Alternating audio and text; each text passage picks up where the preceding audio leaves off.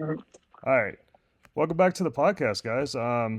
The Leverage Strike podcast. That's what we're calling it, right? yeah, I guess. All right. You Welcome tell back. me. Yeah, I love it. Today is a discussion about the quest for the perfect golf club. A a modern golfer's odyssey, I guess. So, welcome back to the channel, guys. We're gonna take a little journey. We're gonna go back in time.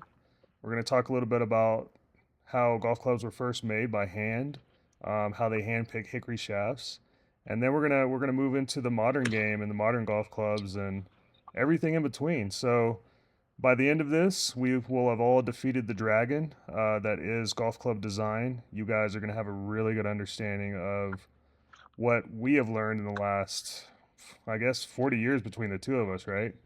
Um, Correct. and so, as you guys know, Sten was both an instructor and club fitter at Golf Tech. I was a club fitter at Golf Smith before Golf Galaxy bought him out. And then we've obviously played pro. We've done the club fitting thing for years. So let's get into it. Let's talk about How's it Hickory. going? Yeah. Let's talk a little bit about Hickory and humble beginnings, huh? Well, I don't obviously have much experience with it other than just vintage stuff, but from uh, from my deep dives, basically golf clubs were handmade objects. Um, and I always had this kind of vision of this old red bearded Scottish pro, who just came over and started. And a lot of times, if you read their histories, they designed the golf course too. I mean, you're talking about Alistair McKenzie, guys like that. Old Tom Uh, Morris, all those guys. Old Tom Morris. They were professionals in that they built clubs as well. Well, There yeah, I was mean, a back in the day, you were kind of a jack of all trades, right? You designed golf Yeah, courses, you built golf clubs, you taught lessons, you competed. I mean, it was an yeah. all in You might one. even have used herded the goats to the sheep to trim everything, right? You were the So superintendent too. right. Well, so I think one of the things that is fascinating about that, and not to get off the ancient subject or the really old subject too quickly, but they were also built clubs that really didn't have variable length. And we can get back into that when we talk about offset and when we talk about, lengths of clubs and the way things have evolved. But they were really a custom tailored thing. There was no standard. They came in and they measured you and they said, oh, this is how long your mashies should be. And this is how long your niblets should be. And there was a much more uniform length amongst the golf clubs, which means there was a much more uniform lie angle. Um, Really the concept of standard as far as I understand it. And I learned much of this from JR, which I'll give a shout out to. I'm wearing my Arias hat. It worked out perfectly. So we'll Why don't touch you on, walk into the camera here so we can get a close look at that cool yeah. swag? Because you got Right. the yeah, that's nice.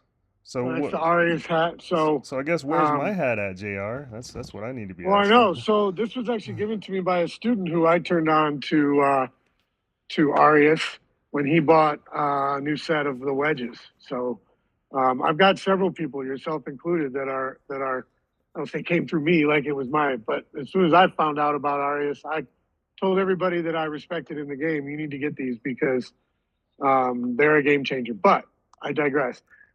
And I just, just The want to say too, this is not a plug for Arias. We're not getting paid No, anything but by JR. no, It's just this is where he's a we great ended up, guy. right? It's we ended up Yeah, after our journey, after we defeated the dragon, we ended up with the Arias product line and among other things which we'll get into, but I guess, when we look at it from a custom perspective, the old school guys, I think a lot of the secrets of custom golf fitting, club fitting especially, has been lost in that age, and we discovered some of it right as we went through. And absolutely. I mean, we started probably advanced ball striking, chasing Hogan, right? Yep. Well, and John Erickson is super passionate about lie angles. And, you know, I was on lie angles before. In fact, I remember when I was playing, I was on Cleveland staff and I had a set of gunmetal TA1s. Those are And old. yeah, I wanted them bent flatter and they would not bend them because they were too brittle and they would snap. And I sort of jokingly asked the rep because BJ Singh was a Cleveland player at the time. I said, well, what if VJ wanted? He said, well, if VJ wanted him, we would forge them for him, whatever lie angle he wanted them at, Well, right? that's a But this great is, great transition there. yeah, You know, the difference between cast and forged golf clubs, which essentially that was kind of the beginning of the transition from the old handmade stuff to manufacturing, right? yeah. So as far as I understand it, and some of this comes from JR at Arias, just his discussion of I'm not of lie angles, and then it also comes from long discussions with Tom Wishon, who Oh, again we're that who is the godfather of club fitting and is such a generous guy with his time, to where I've emailed him and he's written me back 20 paragraph emails. I'm sure some of it's cut and paste that he has written it 1,000 times, but at least he takes the time to correspond and is a great dude and is super knowledgeable. And he said that, well, he really showed, let's do a little background there on Tom yeah, Wishon. Let the yeah, viewers know. So, Mr. Wishon basically was the originator of the bendable driver hosel, which would allow you to flatten or like make your driver more upright as a custom fit when they started making driver adapters. He probably had what 40, 50 years in the industry prior to that, and oh, yeah, he's since sold his business, but it's called Wish on Golf. I think it's still under that name if I understand it correctly, and he's just, I mean, what a resource we had for those years when we were kind of uncovering all these different secrets, you know. absolutely. And he was the one that said that post World War II, they had a surplus of steel. They had a population boom that golf, the good times were good in the 50s, 40s. They had a population or a growth in the industry, lots of golf courses. And they wanted to be able to make clubs that weren't hickory shafts that they could mass produce. And they had a surplus of steel and they figured out how to roll these shafts up. And somebody, which you think about the genius that this is, said, well, now we have a problem. And they said, well, what's that? And he said, well, we don't know how long to build their golf clubs, because golf clubs have always been, you walk into the pro and the pro measures you and builds your golf clubs that length, right? And so obviously there's a difference between woods and irons, but they were much closer in length and they didn't have the variable length and the variable lies. So this person figured out that, well, what we could do is just start from a more upright position and move our way, flatter and flatter and longer and longer and longer. And they were like, done. I don't know how long it took them to adopt it. It probably took about 30 seconds. And they went, that's freaking brilliant. And they just started mass marketing golf clubs. Well, That was when the concept of standard came about, right? we went down that rabbit hole for a while, actually. Mm-hmm. Mm-hmm. I mean, what we came to is that there's actually a very linear way to do it, you know, from upright There is. to flat, the longer the club gets, and it just goes in line with the physics and geometry we've discussed in our other podcasts for leverage. I Right. think I think that's one of the lost secrets though, Stan. I think people have lost that, and the fact that mass manufacturing doesn't support necessarily what's best for the golfer, it supports what's best for the business. Right. Right. Um, and then I would say, if we're continuing sort of from the farthest time back until the modern day, you can't go anywhere without a discussion of ping, right? Yep. Ping is Ping is instrumental in the change in the modern equipment. And most people think about it as the perimeter weighting. And I mean, that's important. There's no doubt about it. But that doesn't do anything without the change in the lengths and the lie angles. And for those people that don't know necessarily, they'd never even think about it, which is Well, when Ping came up. you can't leave out offset either, man. I mean, they were the No, well, grandfather of this they were, monster that we're talking about, which is golf club design went from being zero offset, handmade, bladed, perfect lie angles built in a linear fashion as the club got for longer you. for Yeah. you to mass manufactured, club fitting, all that stuff. So go ahead. I didn't Yeah. mean to interrupt, but I just No, not at all. offset's a But so huge piece of that. so really, if we're looking at it as a flow chart, we're looking at this this old timey kind of stuff that got into the mass manufacturing post war. And then all of a sudden, not all of a sudden, 40 years later, it was in the 80s basically, this company comes along that had been around a while. Karsten Solheim had been a player in the industry for a long time when the Ping I2 came out. And he built something that revolutionized the game. The irony of it all for me is that he did it with trickery. and what I mean by that is guys would come off the golf course going, I'm hitting the club a full club longer, hitting the ball a full club longer. Well, yeah, that's basically because they just took a 5-iron and stamped it with a 6. Right. So you feel like you're hitting a 6-iron because it says 6, but it's really your 5 from your old set of McGregor tourneys, Well, and I think a lot of people didn't know that because they introduced cavity back technology at the time, which would make a 5-iron as accurate as a 6-iron if you had a pretty consistent swing plane. So, and then when you add the offset in for the recreational golfer, the weekend warriors, all of a sudden, like those guys were hitting it longer too because they had more offset and they weren't hitting big slices anymore. And I think basically that's kind of where the technique, the actual ancient techniques that work better than anything, the Hogan, the Varden, the Bobby Jones, all these ancient techniques started to die with the mass manufacturing of these Ping golf clubs. And I think, if anything, Karsten, I mean, you can edit that out. Oh, did it go through the net? It went right through the net. Love it. I'm not editing anything. No editing here. I hit it on the bottom of the club.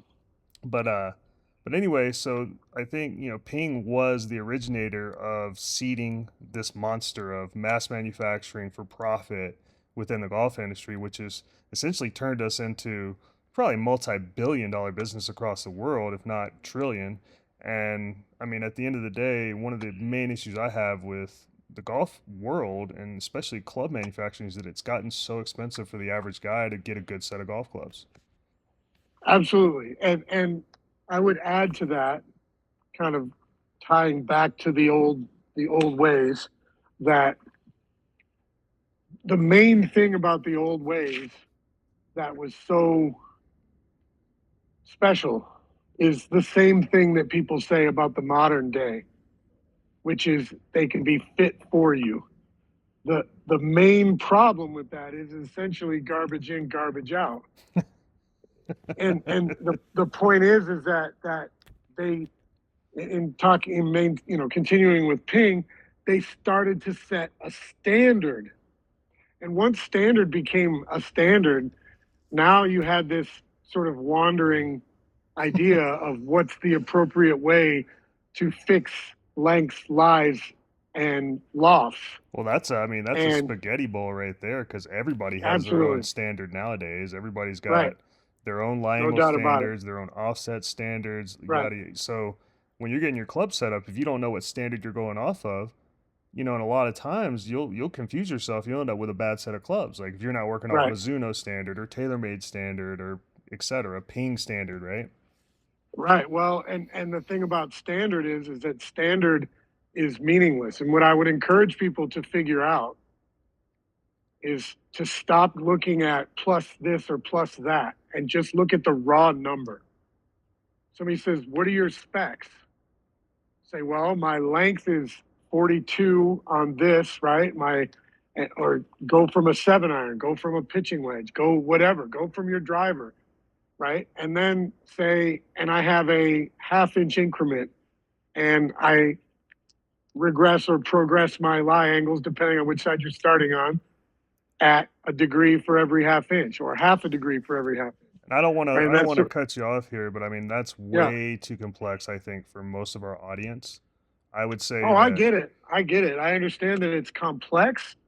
The trick is that if you know those things and you can figure out what that is, then you can always build yourself a good set of golf clubs. What if people don't want to build a set though? What if they're like, no, I understand. I don't have time for that, but I do have the money. I mean, Clubfitters, right? I mean, they're a must-have nowadays. I feel like they kind of are, and you want to have a club fitter that's actually going to work with you.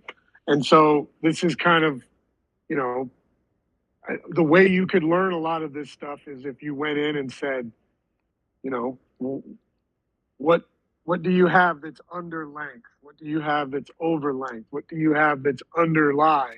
What do you have that's over lie? Let's try to get a reading on those edges of the spectrums. So yeah, I think it's really interesting that you have all these gatekeepers that are club fitters now.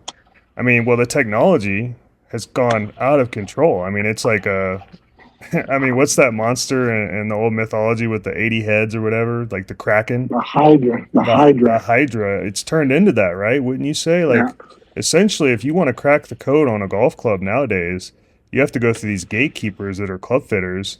And honestly, like, they're all different. Not one of them has the same exact routine, the same process, the same access to equipment. Some of them have better access than others. So, just kind of like working through that alone is complex, right? yeah. Navigating it. Well, it is, and frankly, we talked about him before with Sean. I just took a lot of the matters into my own hands, and what I mean by that is once I figured out with through advanced ball striking, and I was already there because I grew up playing them, but just using blades, being able to bend stuff, staying away from equipment that was not bendable. What was interesting was when I brought equipment to club fitters, they were like, "Are you really going to spend the money on new shafts and grips and getting this all set up for these, you know, old McGregors?" Like, yeah, or these old TaylorMades, or yeah, because I just like the way they played. And Well, they were most what? They were built importantly, in the 60s and 70s, maybe 80s at the maybe latest. not, yeah, 80s, but even 90s, they were still making nice blade irons. Right. Offset had really crept in the 90s, but so when you mention gatekeepers, what you notice is, in my experience, is that there are people who are in every industry who are basically, for lack of a better way to put it, they're open-minded versus closed-minded. And a closed-minded club fitter is really going to stay within the narrow track of what they've been taught by the OEMs, by the companies, TaylorMade and Titleist and then Ping. Well, I And can talk to that because when I was a yeah, fitter at Golfsmith, and even now I've got friends that work at Golf Galaxy, it's the right, same story. They get paid incentives to sell Callaway or Mizuno right. or etc., which Titleist never gives incentives. That's why they're always so expensive. But if you go buy a set of Callaways, you're basically being forced into that by most club fitters because they're paying them these back channel, $100, $200 what they call spiffs, special Yep, incentives. So I'm sure Golf Tech did the same thing, right? absolutely. We made commission, and I will be frank that Golf Tech didn't teach me really much at all about club fitting. I learned my club fitting from Adams Golf back in the 90s. So somewhere in the neighborhood of 1993, 1994, I started, my folks moved to Dallas. I was in college at the University of Michigan, and I would come down for the summers, and I started working at a driving range. And then I was asked if I would go through the Adams Golf club fitting. And I was a club fitter for Adams back when we would actually go out on the range with a little chart and circle into little dots where they hit shots. And they were really kind of the first mainstream company to talk about true custom fitting and frequency matching and that kind of stuff. And I understand frequency matching has sort of lost some of its luster. There's a lot more bend profile stuff going on now, but at least it was something. And their build shop was very meticulous, and at the very least, they found shafts that were all similar. Um, Well, and that's a big thing with mass manufacturing, right? Is every absolutely shaft measures differently. So right. if you're just buying them off the rack, you can have driver shafts that say they're stiff, but they might be an A spec, or you can have an A That's spec right. that can be actually X stiff because every now and then the spindle gets pulled a little too hard in the graphite, Correct. and I mean, you've talked to Wishon about this, right? I mean, he's kind of our mentor. He Yeah. helped us navigate this beast and chop off a few of these heads of the Hydra. What would you say was the main takeaway from your experience at Adams and working with Wishon for the average everyday traditional golfer, or call them recreational golfer, that's they want a good set of clubs. They want something they can Yeah. rely on, but they don't want to buy it off the rack. Maybe they've got enough money to go get fitted, or maybe they don't. What would you recommend? Well, The main thing that I would recommend is when you go to a club fitter, have a conversation with them about the length and lie of a golf club, right? Make sure that they understand that these things are connected, and that in general, and this is my opinion and you don't have to follow it, but in general, you want to get the lie angle correct. Well, why is that though? Why is that so important for the recreational golfer? Because lie angle is sort of a doorway through which you can actually start to understand proper mechanics and in particular proper path. Leverage too, right? Leverage, yeah. So if your lie angles are upright, what you're ultimately doing is you're making an unstable system more unstable. We talked about this previously, right? This thing wants to flip over because the mass is away from the axis of the club where it's turning. So it's inherently unstable. The more you bring this up, the faster it can rotate. And the more you bring it down, the slower it rotates because it's sort of pulling against itself, against its axis, right? That's not really the right way to describe it, and physicists out there are cringing, I'm sure, when I said that.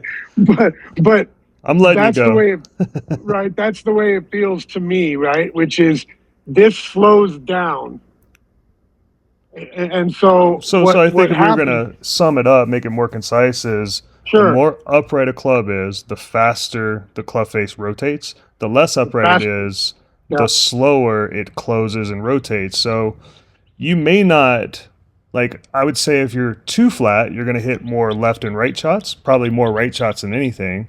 But if you're too upright, you're gonna hit it straighter, but when you yeah, miss, it's going to be way, way out left or right field, mm-hmm. depending on your swing, your path. And Yeah, so there's actually a balance, right? There's a very specific balance that each person's own biomechanics will guide them on, right?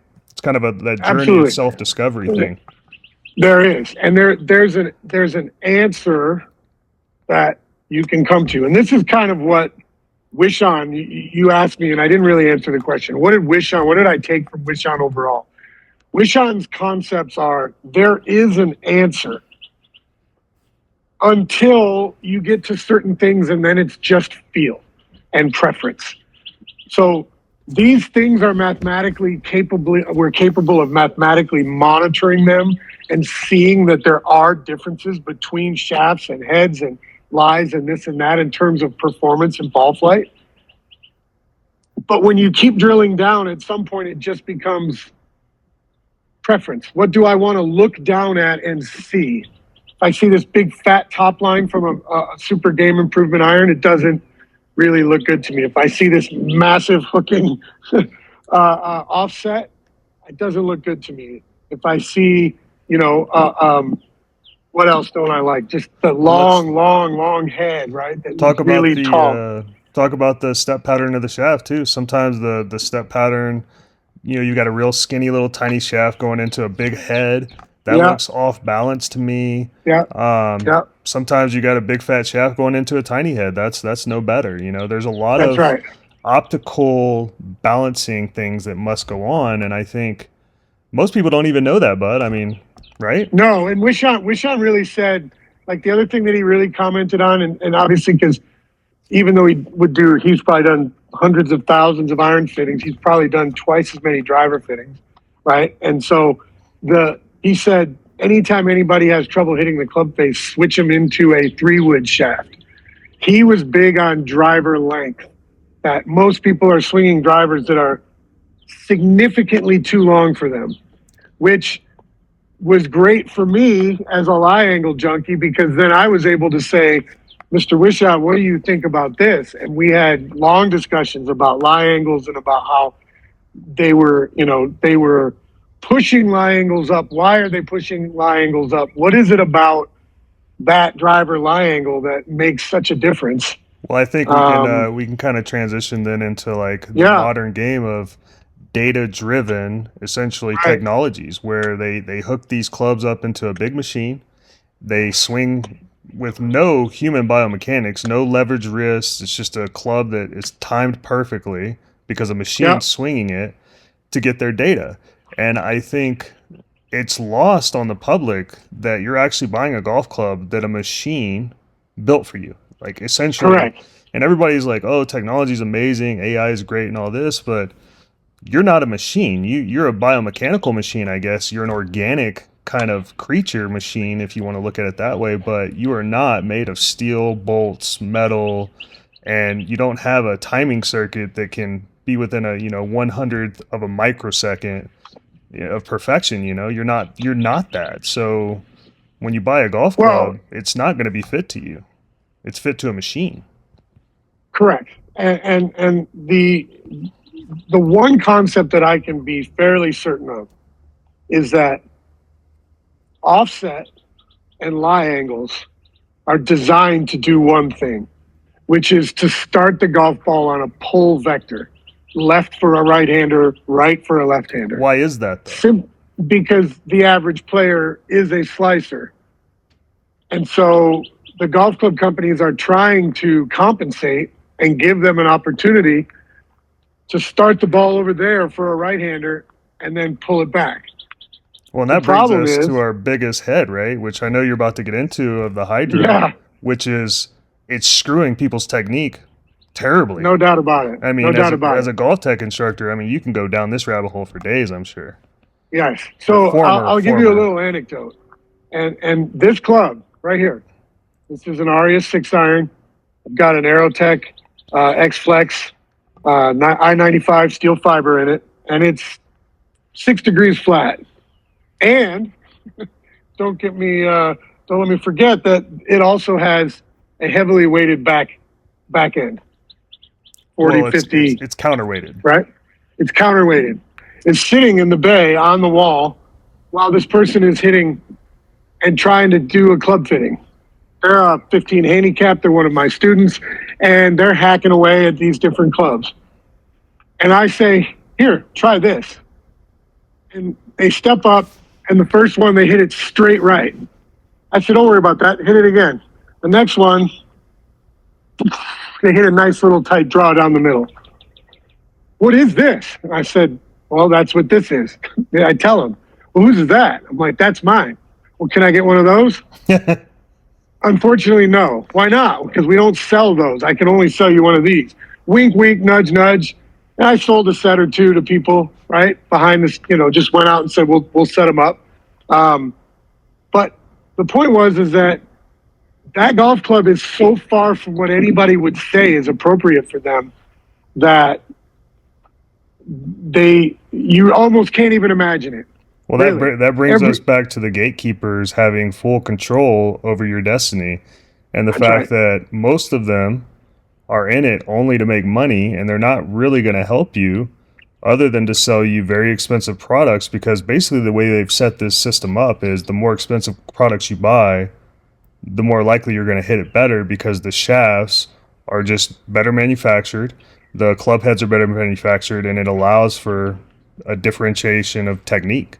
And if you aren't willing to spend the money, the only way to overcome that, the only way to fight that hydra off, is to build better technique and to get the proper golf clubs. That's right, Zorro over here. So Yes, and I'll go into another little thing about this club, and this is what I call a false positive on the lie angles. And my contention is that if you take a lie board and you put it down and you put that black tape on that lie board and you have somebody hit a golf club off that lie board to get a mark, and you give them a severely upright golf club, if they have any athleticism at all, and worse still, if they're already a little this way, their brain will figure out a way to keep dropping that and popping that toe down and giving you more and more upright readings. I've seen it. I've done it. I've been there. And I have a reset, a recalibration club sitting there. And I put the tape on there and I go hit this. And of course, when they hit it the first time, the toe it's like this, which indicates we gotta, this is way too flat. We gotta bend this more upright. So but it starts to come down as they start to swing it. And it eventually probably never gets fully there because some of that is just technique and they're still a little steep, right? But it definitely comes off the toe and drops towards the center. Well, that's essentially, that brings us to our secret weapon, right? The secret weapon that we learned over the years, which essentially was, we're all kind of supercomputers, and our bodies can all adapt very quickly. So if you put the right thing in someone's hands, correct, technique actually changes itself, and they don't require quite as much instruction. Now, they might still come over the top, they might still hit it bad, but if they've got the proper equipment in their hand that promotes better technique, they're going to have a lot more fun playing this game, and the Hydra's not going to be such a fucking headache day in and day out. Why is this club working today that it didn't work yesterday? And, you know, this club's working yesterday and it doesn't work today. I'll say it a different way, but it's the same meaning. I would say that they're getting the proper club is going to steepen their learning curve. And you said it, they start to respond to the geometry, to the mass, to the weight. All you have to do is do a swing weight test on a club that's this flat and put a bunch of weight in it and see what you get. You get numbers that are off the chart that any club builder would go, that's insane, right? And we could probably should do a whole show on just the back weighting of the golf club. But in terms of the contrast between what they build and what you can build and what might be right for you, I mean, you would never, it doesn't matter what club fitter you go into anywhere in the world. I was the only person in the world that had a 6-degree flat, no offset golf club sitting in the shop to go, try this. So nobody else knows. And I don't mean that to thump my chest and say I'm so much better than everybody. It's just who I am. I was there. I had it. It's my club. I practiced with it. I'm waiting for them to show up, knocking a few balls, making sure the machine's calibrated, right? I have my own golf club. So it wasn't that my intent was to say, see, I told you so, but it really starts to open your eyes when you actually have a contrast. And that, to me, is essentially the true nature of experimentation and seeking truth, is that you have to be willing to push the envelope. You have to be willing to go to one side, right? Take an old club and bend it as flat as you could possibly think and take it out and hit it and see what happens. Well, I've actually got one of my members, Harry Leak. This is a little shout out to you. He went out, took some old blades that he had never played with, 2-through pitching wedge, went out and said he had some of the best ball striking of his life, just because he flattened them out, and he had never done it before. And he had never even thought to, probably. Right, and he had been struggling. And so I think, that kind of brings us to our conclusion here, Bud, is when you are taking this journey, right, and you're on this odyssey of finding the proper golf club for you, because there is no perfect golf club. What you have to understand is that there are millions and millions and infinite ways to build a golf club, and that the gatekeepers that are so-called the club fitters of today aren't necessarily telling you the best thing to do for you. And so you have to become a bit of a scientist. And I would say, if you want to defeat the monster that is the golf club, of the modern golf club, we'll call it, you have to be willing to understand that it's also going to lead you down the road of bad technique if you have too much offset or you're playing too much cavity, et cetera, et cetera. So each of these things is something that has to be considered when getting a golf club. And I think to your, basically discussion about, Mr. Wishon, your time at Adams, and my understanding of going through all the different club fitting processes. As you know, I've been getting my clubs fitted for the last decade, through Club Champion, some local club fitters, all this stuff. I just want people to know that, don't be closed-minded, because I think that's really what we're getting to here, right? Is the search for the truth requires an open mind, a beginner's mind. Open mind. Yeah, a free mind, and a mind that says that just because a major company does it, just because they have scientists and mathematicians and AI computers building them, doesn't necessarily mean that they're correct. Doesn't mean that they're wrong. It doesn't mean anything. It just is what it is. And I don't really like that saying, but that phrase, but it's like, it is what it is. Your lie angle is what your lie angle is. That's it. It's based upon the length of your legs, the length of your arms, the length of your torso.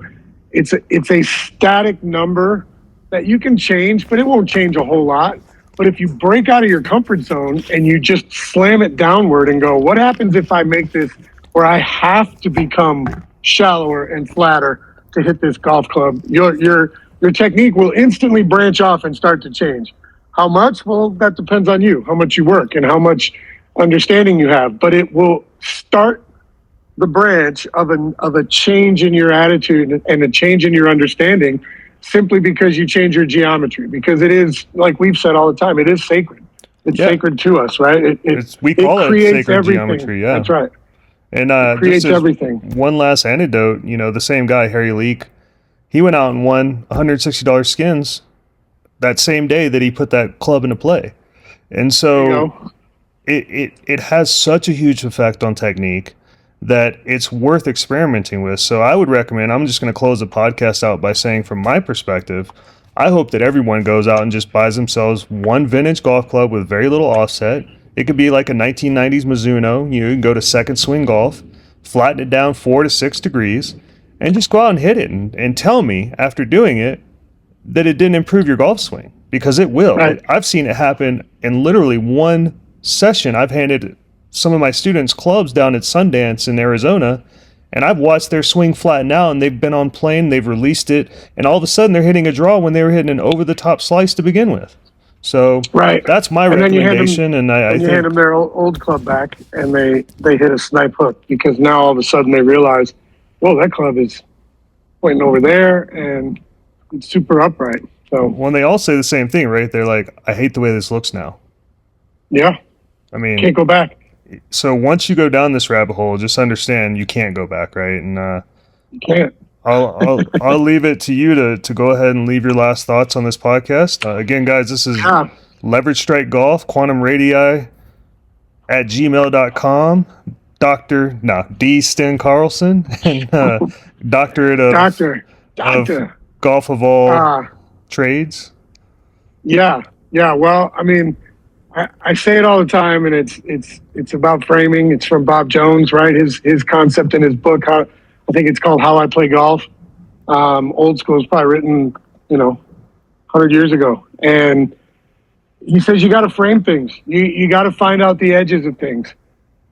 Buy 2 clubs and bend one as upright as you could possibly get it, and bend one as flat as you could possibly get it, and hit them.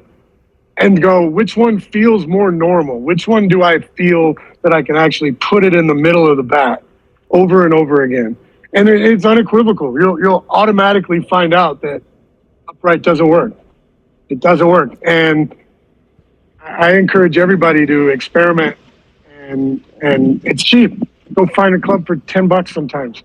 Absolutely. Take it to a guy, pay him another $10 and have him bend it. Maybe throw a new grip on it. You're $30 out, and you got this club that you can go hit balls with that for 6 months and come back, and your swing will be different for sure. So, as you know, I used to be a vintage ARC store, thrift store, club diver. I would buy them and resell them on eBay.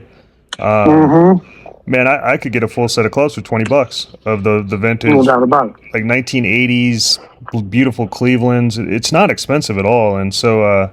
Yeah, man, I think we've really kind of opened folks' minds here. I appreciate your time, bud. It's always wonderful having these chats, and I agree. Great to chat. I think our next podcast, I think for people to just look forward to, we're gonna dive into some more of this, right? You want to do a little more of this club discussion stuff, like counterweighting. Yeah, show them your little counterweight here. So.